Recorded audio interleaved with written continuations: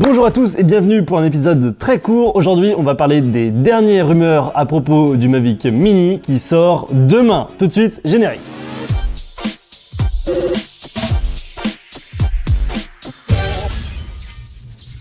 On vous fait un épisode super rapide. L'événement de DJI a lieu demain, le 30 octobre 2019, sauf que quasiment toutes les informations ont été publiées sur internet et du coup on va pouvoir voir ensemble quelles sont les caractéristiques de cet appareil. Alors déjà, il faut savoir que DJI a fait la performance de sortir un appareil sous les 250 grammes. Il fait exactement 249 grammes. Pourquoi? Il y a deux raisons. Parce que d'une part, il n'y aura pas besoin d'immatriculer le drone aux États-Unis et aussi pour se conformer à la nouvelle réglementation européenne qui va arriver d'ici mi-2020 et qui permettra aux drones de moins de 250 grammes d'avoir plus de permission de vol. Pour ça, ils ont dû faire beaucoup de compromis, je pense. Ce qu'on voit sur les photos qui sont sorties, c'est qu'il y a des capteurs dessous, mais apparemment, les bouches d'aération sur le devant et sur les côtés, ça serait juste des décorations plastiques ou des décorations pour laisser passer l'air. Donc ça voudrait dire qu'il n'y aurait pas de détection d'obstacles, apparemment. Sur certaines photos, on aperçoit également la batterie, donc qui est une batterie interchangeable, hein, contrairement à ce que j'avais pu dire sur la dernière vidéo. Celle-ci ferait 2400 mAh et à mon avis, avec une si grosse batterie dans un appareil aussi léger, ça va permettre d'avoir une belle autonomie. L'autonomie qui est annoncée sur les sites marchands est de 30 minutes de vol maximum. Et à mon avis, en réel, par rapport à la marge que prend DJI habituellement, on sera aux alentours de 25 minutes de vol réel. La caméra semble être une caméra inversée d'un vieux Spark, mais apparemment, contrairement au Spark qui était sur 2 axes,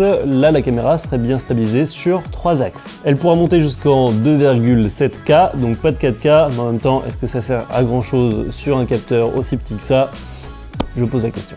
Une des spécifications qu'on trouve sur les sites marchands également, c'est qu'il y a un enregistrement et un montage des vidéos qui est simplifié. Donc on s'attend à voir de nouvelles mises à jour sur l'application mobile qui permettront de faire des plans beaucoup plus facilement et de les partager sur les réseaux sociaux. On cible très clairement une clientèle loisir qui n'a pas envie de se prendre la tête avec des montages compliqués et donc du coup, il est normal que les plans soient facilement voyables sur les réseaux sociaux par exemple. Enfin, le prix, on est à 399 $ pour la première version. Alors j'ai vu d'autres prix comme 645 $ pour le Fly Kit avec deux batteries supplémentaires, des protections, etc. Ça voudrait dire que généralement on nous convertit 1 euro égale 1 $. On aurait le drone à 400 € en Europe, ce qui serait vraiment un très bon prix pour un drone d'entrée de gamme qui permettrait de faire 2-3 images assez sympas. Ça serait vraiment un drone qui répond à un besoin. Je pense qu'il tape dans le mille parce qu'on me demande souvent ah mais j'ai pas le budget pour un Mavic 2, comment je peux débuter avec un budget un peu moins important? Et bah là on aura une SL stabilisée 3 axes avec un drone qui commence à devenir intéressant sur un budget de 400 €. Ça répond complètement aux besoins de cette cible là. Voilà, on est vraiment impatient de voir si ces informations sont confirmées ou non demain pour l'événement de DJI qui a lieu donc le 30 octobre. En tout cas, je pense que ça sera un best-seller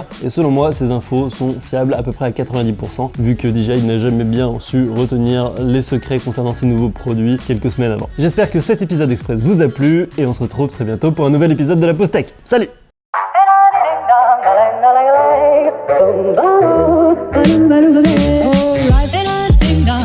If I could take you up and boom, boom, boom, boom, tell me I'm the only one.